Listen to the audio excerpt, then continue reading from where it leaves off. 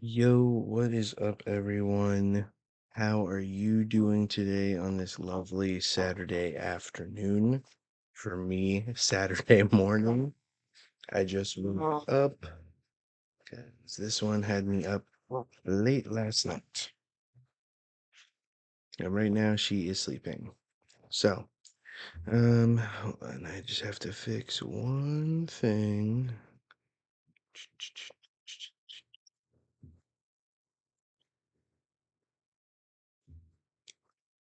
Okay, there we go. All right. What is up, everyone? Today I'm going to be reacting to chapter 1167. I sadly was spoiled on one piece of this chapter, which sucks. But that's okay. You know what? People are dickbags that literally have to go and ruin the chapter for other people. I saw a spoiler on like Monday or Tuesday, and I was like, what is happening right now? I'm like, why is this coming so early? Usually I get spoiled like Wednesday, Thursday, like right before the chapter drops. It was God, it was so stupid. Um, so I was pretty pissed off about it, I'm not gonna lie. Because people don't know how to chill the fuck out. So, yeah, people just really need to learn to just not post the thing. You post a big One Piece chapter 1167 spoiler. Scroll if you want to see it. Like, it takes $0 to not be a piece of shit, right? Yeah, exactly. Anyway, so if you are tuning in, please make sure to like the stream. If you're watching it after the fact, make sure to like the stream and comment your thoughts on this awesome chapter. As I'm reading, hold on, let me see if I can do it. Right down here in the corner, you'll see my emblem, and it'll be kind of like transparent, and you'll be able to see the chapter and where I'm reading. So please follow along with me and let's jump into it. So, chapter 1167, Ida's Son. And it says cover request by Ideal Sanji. A cat is scolded for stealing a book, but Gen and Nojiko aren't mad. Hmm. That's funny because obviously it's like a cat holding a book with a fish on it. But it's also kind of funny because Nami is the cat burglar. So it's like it's almost like a representation of how they feel about Nami. But that's just my thoughts. Um, all right, let's keep it pushing. Ugh, ugh. Okay, so we dive back into the story. Um, and interesting. So this is 5 years after God Valley. So this is 33 years ago from the current story. I like how this is progressing because I was hoping that it wasn't going to just like be super slow. And then it says a post God Valley world, which makes me wonder like, are people still even talking about rocks? Like, even though it was his era? Um, and this guy says, I could have sworn pirates were approaching off the shore. And Big News Morgan said, mm-hmm. And it says, but there was something huge and shadowy emerging from the mist behind them. Interesting. See, that makes me think of the shadows that we saw in the mist on Thriller Bark and how I wonder if this is them talking about the Florian Triangle and its emergence in the story, or like more so being more prevalent.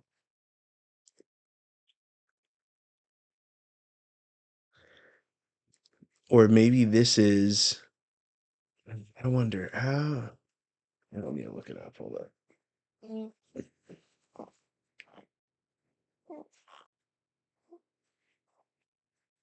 Let me Let me get this thought train going.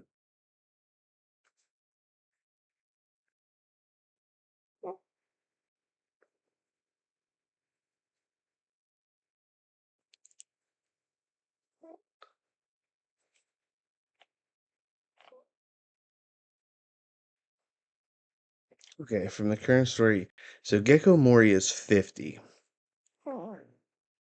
So that means that at this point he'd be 17, right? Am I am I mathing right? Yeah. I wonder when he founded Thriller Bark and when he lost to Kaido. Because this could just be the Florian Triangle, or it could be the start of Gecko Mori's pirate crew. Because they went and basically started taking pirate crews and taking their shadows at some point. I'm gonna have to look that up after that. That's a good thought, mind rope to start going down. And then it says the underwater prison impel down. It says everything just went kaboom after that. Our ships was in ruins before you know it. We were nothing but fish food. Sure, it wasn't a Sea King attack. No way. It was shaped like a human. Hmm.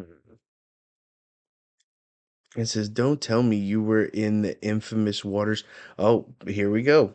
Of the Florian Triangle. It says, fat chance. We don't fish near that region. Everyone knows to avoid it. Anyway, that monstrous thing was definitely human like. It says, during this period, a rumor began to circulate among the Grand Line countries. They said a monster lurked deep in the foggy seas, targeting pirate crews. And there's like this pirate, and he's like, "Whoa!" And it says that the identity of that monster was none other than King Harold. Oh, few who sailed those waters had even seen a giant with their own eyes. So to them, he was nothing less than the very embodiment of fear. Harold now worked in the shadows to back up the Navy as part of his atonement for the last 1,000 years of history.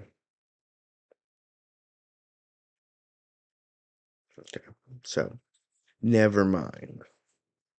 Um, Meanwhile, the pirates who had gone their separate ways after God Valley continued to rise in prominence.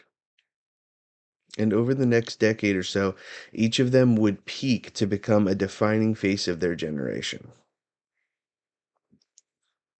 Hmm.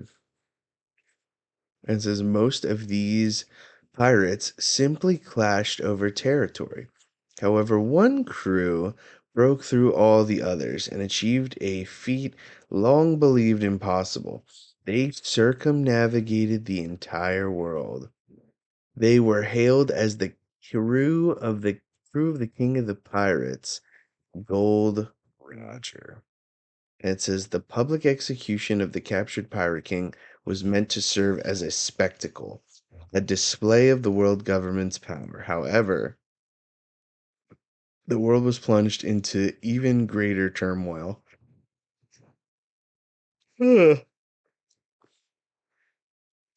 As countless souls set out in pursuit of the vast treasure Roger left behind, the One Piece. See, I mean, don't get me wrong. This is, you know, it's not like recap that is necessary, but I feel like it kind of makes the story flow a little bit more because, like, you kind of had to like tell everyone kind of where it was brought in. Um, so 33 years ago is when Roger, you know,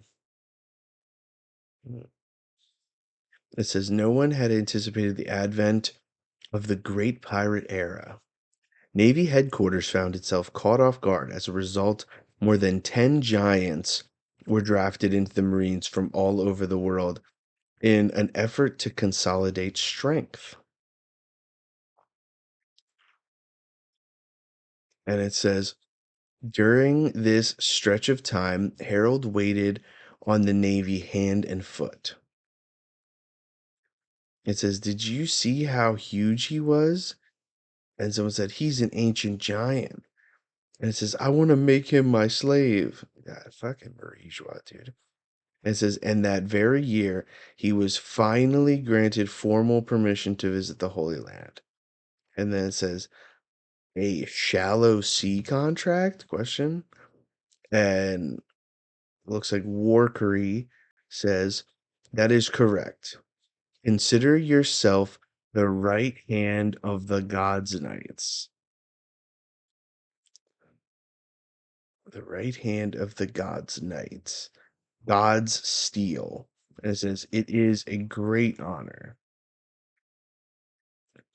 And so they said, there are three levels of contract. The shallow sea contract is a more minor part. The deep sea and deep sea contracts are reserved for those who are to be bound fully to the true God. Only 13 individuals in the entire world receive that privilege. And he's like, what do you mean by God? And Venus Juro says, you will only come to know the greatest depths of this world on the day you become a full knight of God. And it says, could Elbaf become a member nation then? And then Saturn says, naturally, Harold, at that point, the entire world would be clamoring to welcome you. And he says, I'm grateful for this opportunity to prove myself. Bro is uh, just straight falling for the plot. Hook, line, sinker. Crazy. Um, that's interesting. So it seems like, and this is the same symbol, BT dubs, that Shanks had. So that makes sense that Shanks had that same symbol on his arm.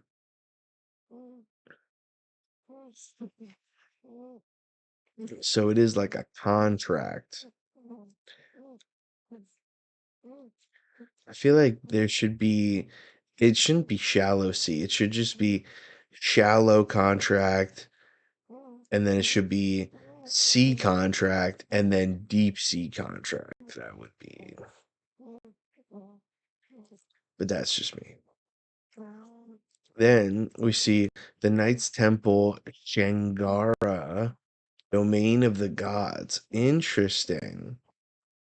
So, Shangara. That sounds, I don't know, very interesting. Almost like Shangri-La. Like, because Shangri-La is supposed to be like a domain of the gods. So I guess that makes sense.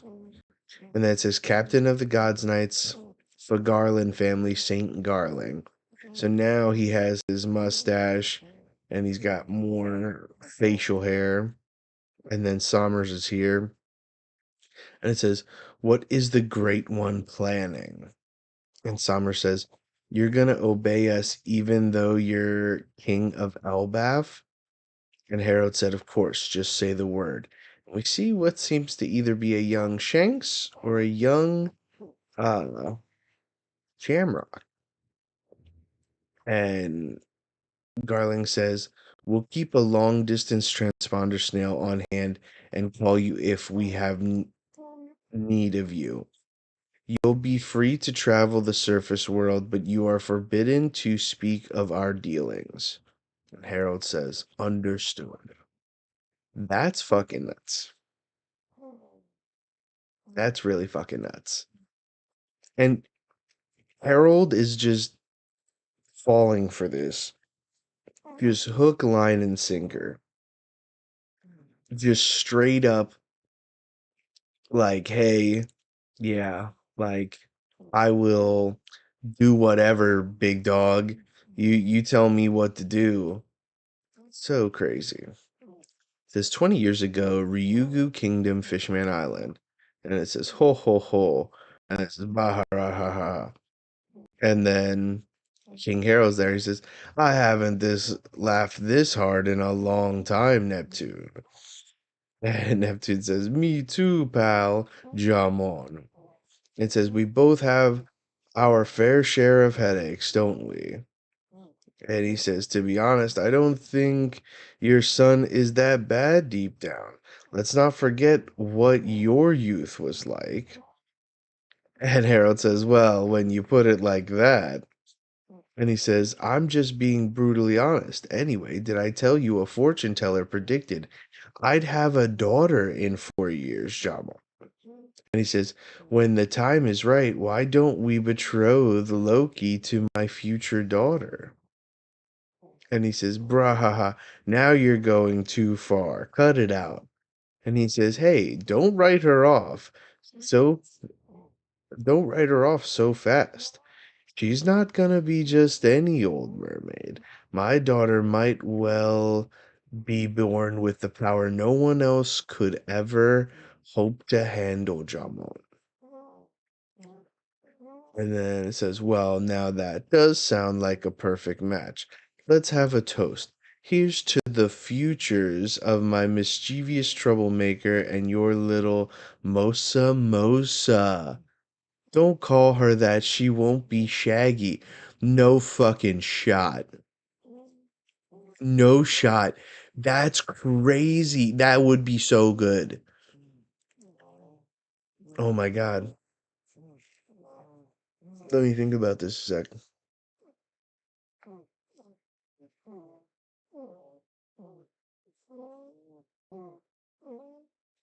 My daughter's like sawing logs in my ear, even when I have these noise canceling headphones off. You guys are probably hearing it. Mosa. Jaggy. It's gotta be, this has gotta be a little fucking egg drop to Shirahoshi. Oh my god. How old is Loki?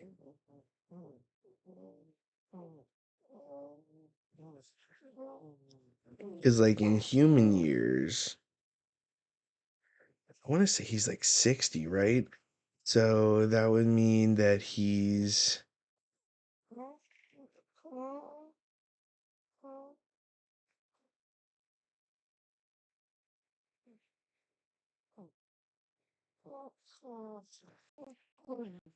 So he's 63 years old, which is the equivalent to about 19 to 21 old in human years. So, little creepy. It's also, I guess, a different world, but still creepy, in my opinion. Wow, that's insane. That's not the first time someone has called her that, too, because they literally like said something about her being shaggy, like bearded and shit like that. That's crazy.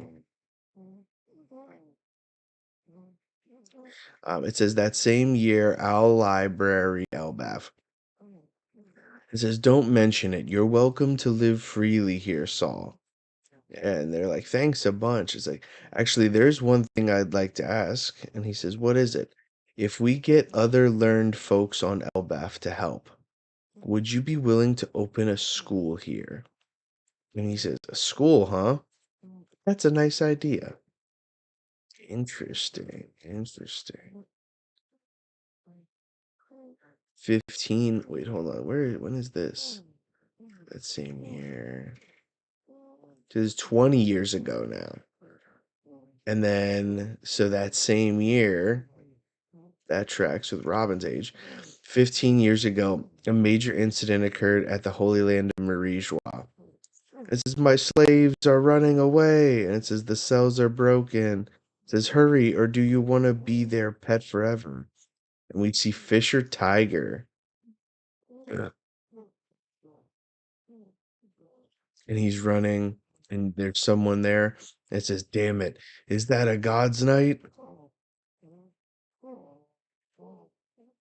And we see just one eye, and they just like cut,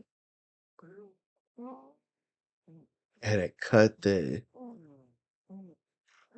chain. And it says, "Listen, the armory will be left unlocked for you. I'll tell you the location." Interesting. Then there's a huge explosion, and it says, gunpowder. And it says, "Hurry, big sis." And it says, "Sandersonia, someone out there, someone fighting to free us from this hell." And we see Boa, and then we see Koala, and it says, "Hurry, Koala, you have to run." And it's some like shadowed figure. And it says, "This attack on the Holy Land was carried out by Fisher Tiger. In the wake of this incident, he would go on to become the captain of the Sun Pirates." So the person who most likely freed them is Shanks.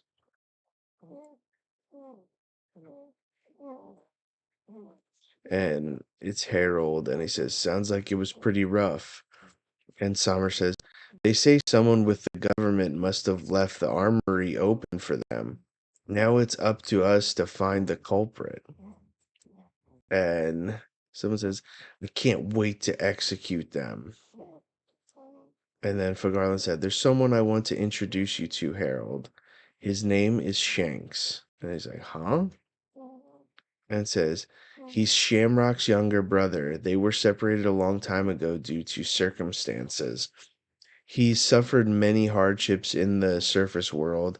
If he were to form a deep sea contract, I believe he'd make a great asset on par with Shamrock." And it says, "For the time being, however, he's been given the rank of God's Steel, just like you." And it says, "I know I said the same thing when I first met Shamrock too, but I can't shake the feeling like I've met you before." And he says, "I don't know what you're talking about. You're just some giant commoner from the surface. Don't act so familiar with me." It says, "I was blessed from birth with Fagarlan blood in my veins.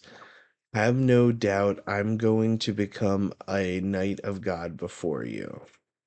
Oh shit, he's acting different.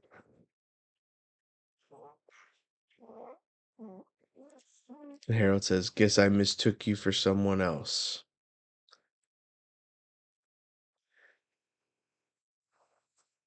And Shank says, "Come on, Shamrock. I wish to deepen my knowledge of the Holy Land, and I shall apprehend that traitor to claim the credit I deserve. Are there any leads?" And someone says, Shamrock says, "It can wait till your wounds are fully healed, Shanks. You cannot fathom the anguish of having the last 24 years of your life wasted. No wonder the rest of the world seems to so alien to me."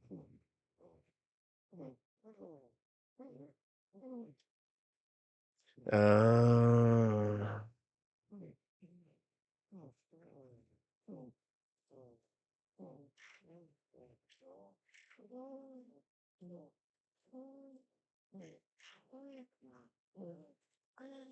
so now it feels like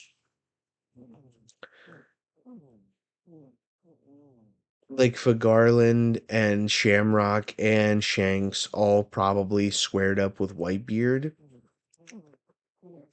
very recently. And when they did, Shanks got his eye cut by Blackbeard, and probably Garling scarred Whitebeard. Just saying.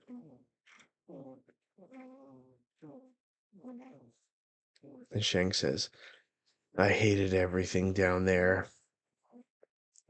And they were just walking away, but Harold's like, dot, dot, dot. Interesting.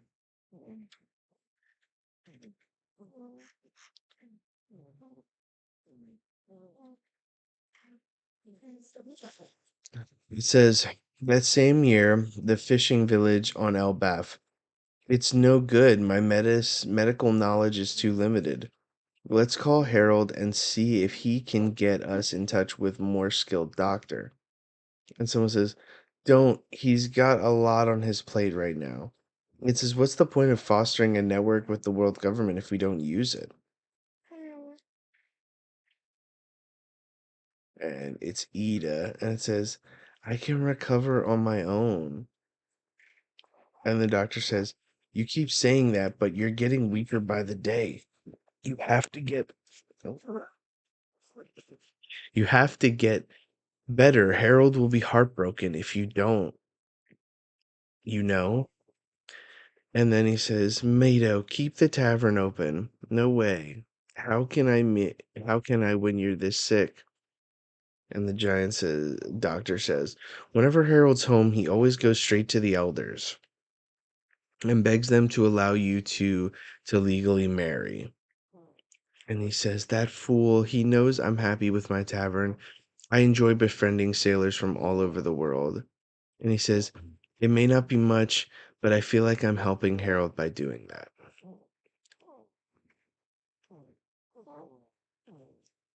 And then all of a sudden I hear, "Hey, foreign hag." And some, I guess, what's her name? Mato is like, "What?" And he says, "Loki." And it says, "Cook up this meat for the old hag, will you?" And it says, "The tavern's my main hangout spot. I want her to reopen it." And the doctor says, "Good grief, that troublemaker has grown out of hand." And then he says, "I'm glad you've been able to keep him in line." And it says, "Even with Hardin and his friends away looking for a doctor, your boys really love you." And he just says, "Everyone's blowing this out of proportion. I'll be fine, but it does make me smile."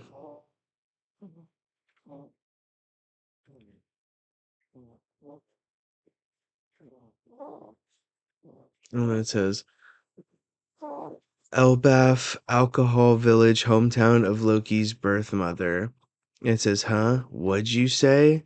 Hold on, I need to fucking zoom in here.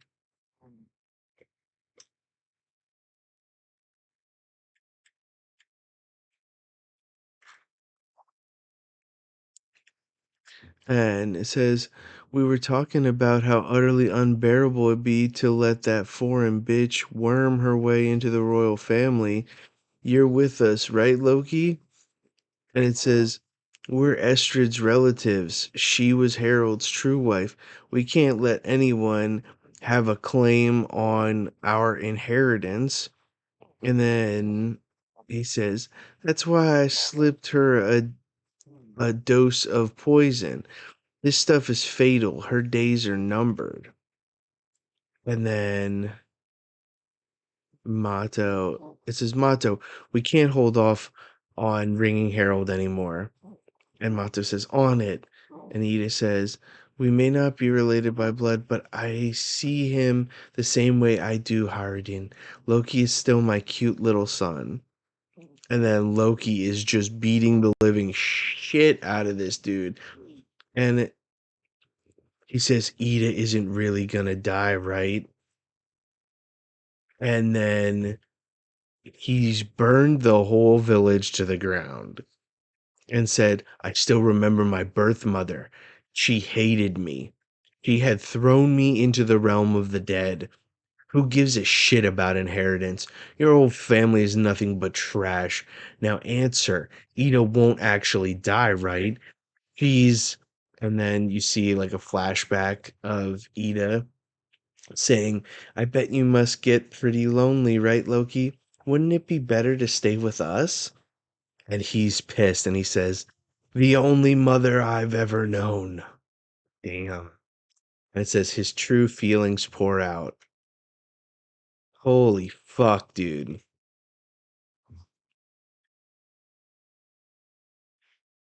Wow. That's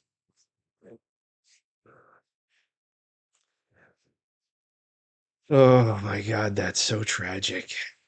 Loki truly has had like a fucking hard life.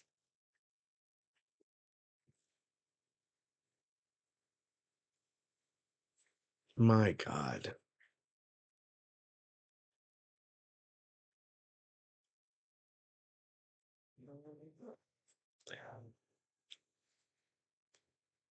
Damn. This is what I'm saying. Like this is straw hat material to me. What? You think so too? You a Loki fan like me? Yeah, she is.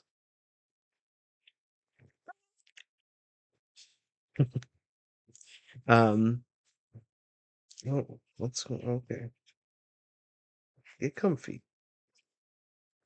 Um, this is truly tragic. Like so tragic. Okay, do you want me to adjust you? Okay, okay. Here's better. Okay, is it? Loki is so tragic. Like this type of just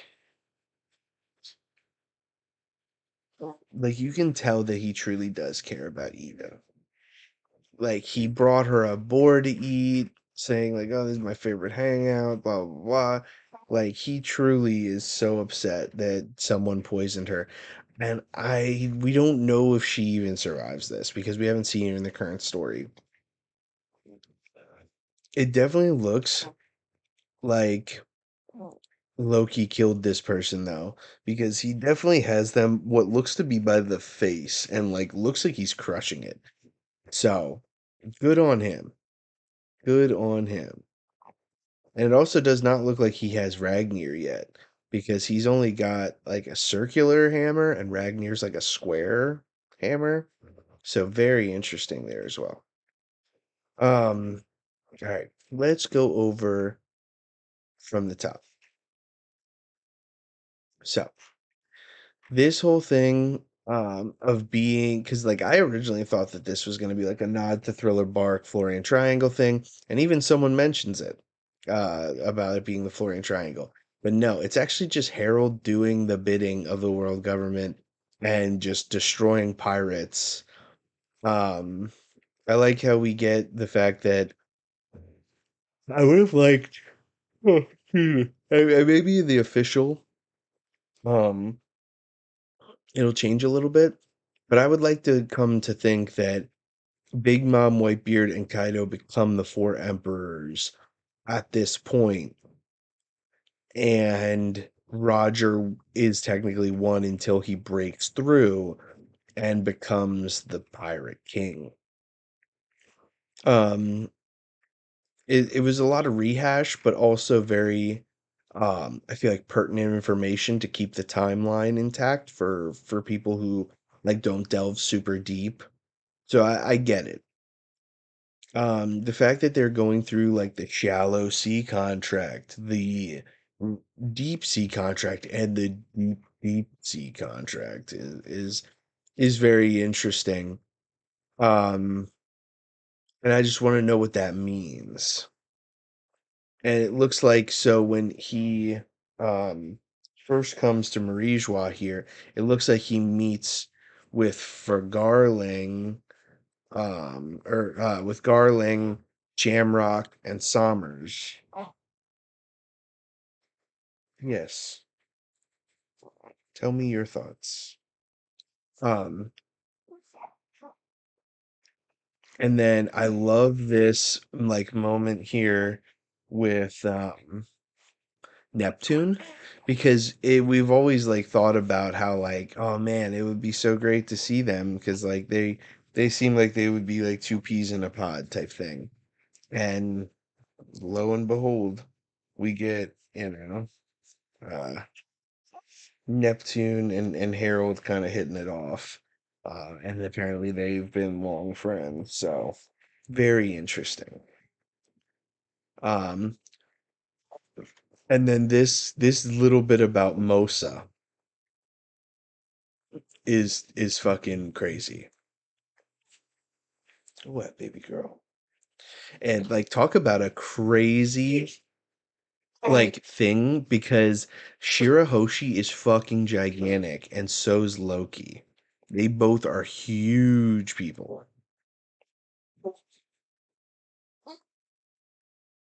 And honestly, that's a better person to marry like to royalty together than fucking uh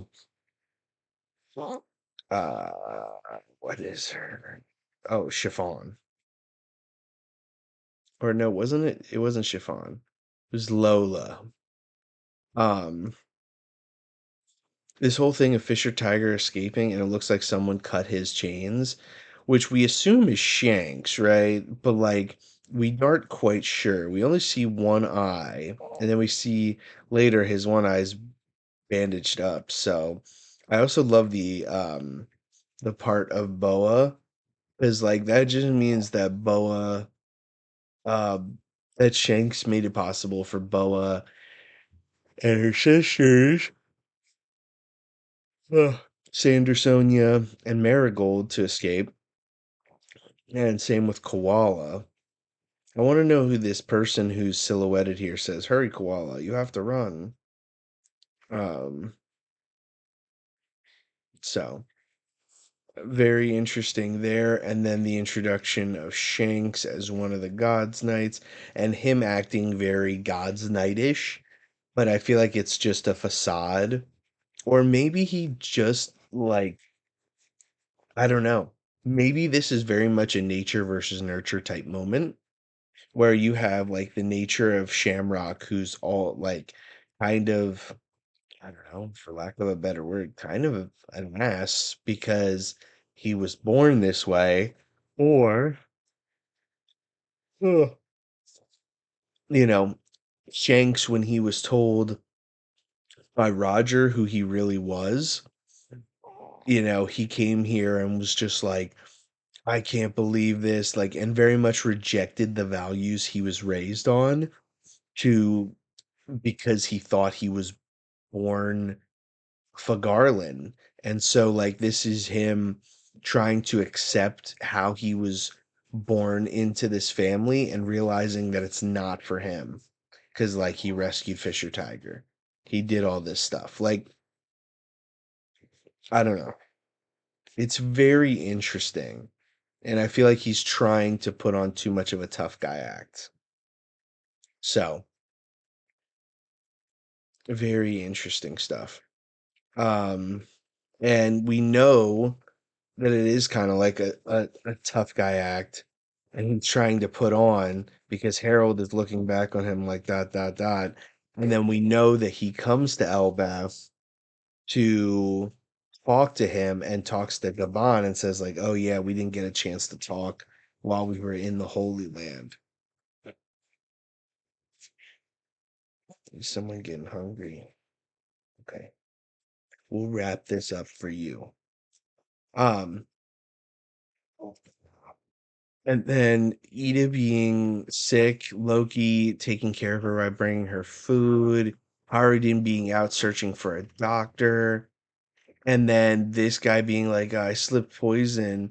This stuff is fatal. Her days are numbered. And Loki being like, I can't believe that you did this. And completely decimated the village that from his birth mother, and literally like him just airing out all his grievances, being like, I still remember my birth mother, she hated me. You'd thrown me into the realm of the dead. Who gives a shit about inheritance? Your whole family's nothing but trash. Now answer. Ito won't actually die. She's the only mother I've ever known. Like that fucking bars, dude. I love that. That is incredible. Like I just want more. I just want more. And what's so great about this is it doesn't look like there's a break week. So we could get more. Um, Overall, this is fantastic. I love this. This chapter was a banger. It had a lot of interesting developments and different things. I'll tell you what, Harold to me, everyone said that he was a bad guy, and I was on that train. I was even deeper into that train. I thought he was evil. but then I backed off it because we learned more about him. But there was always something that struck me very odd about him. Very, very bootlicker, very like, oh, I just want to be part of the world government. I'm like, why would you? Even when Rox was telling him, like, yo, the world government is trash, my dog. And he just kept being like, no, I want to be part of them, you know? And it all rubbed me the wrong way, and it's rubbing me wrong even more. And now I see people are starting to get on that train. Dude is all about, you know, taking taking whatever he can to fucking make Elbath a better place by, bending the knee like this, but you're just giving yourself up to the wrong fucking people. You're not being a very good judge of character, in my opinion. So, I don't know. Ugh, I was gonna sneeze. Um, but overall, I thought this was a great chapter. I think this is like an 8.5. I really liked it. There was a lot of good moments, and the ending is superb. I love this for Loki's character. I'm glad we're getting back to like Loki and who he is as a character. Yes, yes, I hear you. Okay, I'm wrapping it up. I'm wrapping it up. Give me 5 minutes to wrap this up, okay? Can you do that? Okay. Um, So overall, I just love this for Loki's character. This to me is like screaming Straw Hat. This is screaming like amazing character, and like Loki is slowly like I've already really loved his design. I really loved like his tragic backstory when he was a child. Like there's so much that I think is going to propel Loki into being one of my favorites for sure. So I can't wait to see his power, and I can't wait to see how this backstory wraps up. I think that we're here probably for the next few chapters still. And then we're gonna get to like Harold being dummy reversied and Loki having to kill him for it. And that's gonna be like the point where, we finally get back into action. But I think it's only gonna be probably in like 2026. um like after New Year's. So what do you want this? Um but yeah, so good. Yeah. 8.5, 8, somewhere in there. It sucks that Rox is gone, but I love seeing this development for Loki. I just can't wait. I do love this development for Loki.